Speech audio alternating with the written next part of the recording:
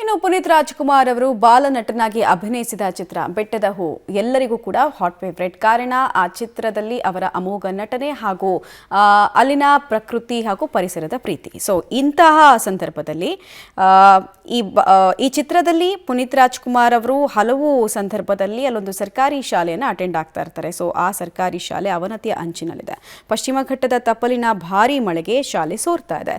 ಈ ಶಾಲೆ 2 ವರ್ಷ ಕ್ಲೋಸ್ ಕೂಡ ಆಗಿತ್ತು. ಪುನೀತ್ ಓದಿದ ಶಾಲೆ ಇತಿಹಾಸದ ಪುಟ ಸೇರಬಾರದು ಅಂತ ಸ್ಥಳೀಯರೇ 12 ಮಕ್ಕಳನ್ನ ಸೇರಿಸಿ ಶಾಲೆ ಓಪನ್ ಮಾಡಿಸಿದ್ದಾರೆ. ಇದೀಗ ಸೋರ್ತಾ ಇರುವ ಶಾಲೆಯ ನೈಜ ಚಿತ್ರಣ ನೋಡ್ತಾ ಇದ್ರೆ ಅಲ್ಲಿನ ಸ್ಥಳೀಯ ಆಡಳಿತದ ಇಚ್ಛಾಶಕ್ತಿಯ ಕೊರತೆ ಕೂಡ ಎದ್ದು ಕಾಣ್ತಾ ಇದೆ. ಹೇಗಾದರೂ ಮಾಡಿ ಶಾಲೆ ಉಳಿಸ್ಕೊಳ್ಬೇಕು ಅಂತ ಸ್ಥಳೀಯರು ಹರಸಾಹಸ ಪಡ್ತಾ ಇದ್ದಾರೆ. ಬಟ್ ಶಿಥಿಲಾವಸ್ಥೆಯನ್ನು ಆ ಕಟ್ಟಡ ತಲುಪಿರೋದು ಪಬ್ಲಿಕ್ ಟಿವಿಯ ಕ್ಯಾಮ್ರಾ ಕಣ್ಣಲ್ಲಿ ಸೆರೆಯಾಗಿದೆ. ಕಾಫಿನಾಡಿನ ಮಲೆನಾಡು ಭಾಗದಲ್ಲಿ ಸುರಿಯುತ್ತಿರುವಂತಹ ಧಾರಾಕಾರ ಮಳೆಯಿಂದಾಗಿ ಮಲೆನಾಡಿಗರ ಜನಜೀವನ ಸಂಪೂರ್ಣ ಅಸ್ತವ್ಯಸ್ತಗೊಂಡಿದೆ. ಅದರಲ್ಲೂ ಮುಳ್ಳಯ್ಯನಗಿರಿ ತಪ್ಪಲಿನಲ್ಲಿ ಸುರಿಯುತ್ತಿರುವಂಥ ಭಾರೀ ಮಳೆಯಿಂದಾಗಿ ಭಾರತೀಯ ಚಿತ್ರರಂಗದಲ್ಲಿ ಇತಿಹಾಸದ ಪುಟ ಸೇರಿದಂಥ ಒಂದು ಸರ್ಕಾರಿ ಶಾಲೆ ಕೂಡ ಅವನತಿಯ ಅಂಚಿಗೆ ತಲುಪಿರುವಂಥದ್ದು. ನಾನೀಗ ಆ ಸರ್ಕಾರಿ ಶಾಲೆಯ ಮುಂಭಾಗದಲ್ಲೇ ಇದ್ದೀನಿ. ನೋಡ್ಬೋದು, ಇದು ಚಿಕ್ಕಮಗಳೂರು ತಾಲೂಕಿನ ದತ್ತಪೀಠ ಮಾರ್ಗದ ಅತ್ತಿಗುಂಡಿ ಗ್ರಾಮದ ಸರ್ಕಾರಿ ಶಾಲೆ. ಅಂತಂದರೆ ಸಾಕಷ್ಟು ಸರ್ಕಾರಿ ಶಾಲೆಗಳು ಇರುವಂಥದ್ದು. ಆದರೆ ಈ ಒಂದು ಸರ್ಕಾರಿ ಶಾಲೆ ಭಾರತೀಯ ಚಿತ್ರರಂಗದಲ್ಲಿ ಒಂದು ಇತಿಹಾಸದ ಪುಟ ಸೇರಿರುವಂಥ ಒಂದು ಶಾಲೆ. ಬಾಲನಟನಾಗಿ ಪುನೀತ್ ರಾಜ್ಕುಮಾರ್ ಅಭಿನಯಿಸಿದಂಥ ಬೆಟ್ಟದ ಹೂವು ಚಿತ್ರದಲ್ಲಿ ಪುನೀತ್ ರಾಜ್ಕುಮಾರ್ ಅವರು ಓದುವಂಥ ಸಂಪೂರ್ಣ ಶಾಲೆ ಕೂಡ ಇದೇ ಆಗಿರುವಂಥದ್ದು. ಹಾಗಾಗಿ ಬಾಲನಟ ಪುನೀತ್ ರಾಜ್ಕುಮಾರ್ ಅವರ ರಾಷ್ಟ್ರ ಪ್ರಶಸ್ತಿ ಸಿಗೋದಕ್ಕೆ ಕಾರಣಕರ್ತವಾಗಿದ್ದು ಸಹ ಇದೇ ಒಂದು ಶಾಲೆ.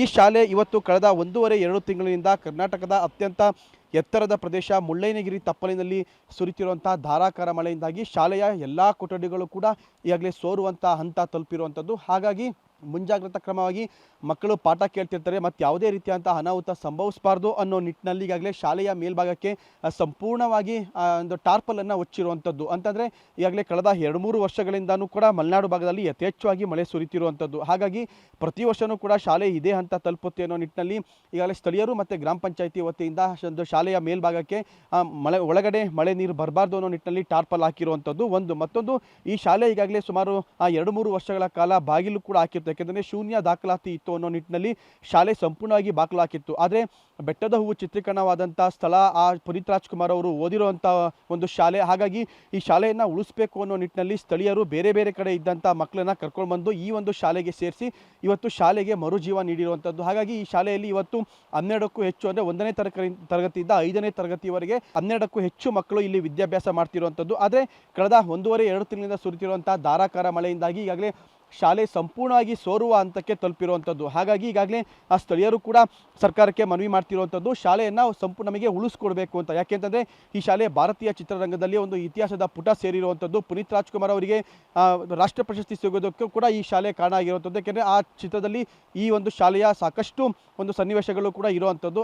ಹಾಗಾಗಿ ಆ ಸ್ಥಳೀಯರು ಕೂಡ ಸರ್ಕಾರಕ್ಕೆ ಮನವಿ ಮಾಡ್ತಿರುವಂಥದ್ದು. ಇದು ಒಂದು ನೆನಪಿನ ಕಾಣಿಕೆ ಟೈಪ್ ಇರುವಂಥ ಒಂದು ಶಾಲೆ ಆಗಿರುವಂಥದ್ದು. ಇದೊಂದು ಲೆಜೆಂಡ್ ಶಾಲೆ ಆಗಿರುವಂಥದ್ದು. ಹಾಗಾಗಿ ಸರ್ಕಾರ ನಮಗೆ ಈ ಶಾಲೆಯನ್ನು ಉಳಿಸ್ಕೊಳ್ಬೇಕು ಅಂತ ಈಗಲೇ ಸ್ಥಳೀಯರು ಕೂಡ ಸರ್ಕಾರಕ್ಕೆ ಮನವಿ ಮಾಡ್ತಾ ಇರುವಂಥದ್ದು.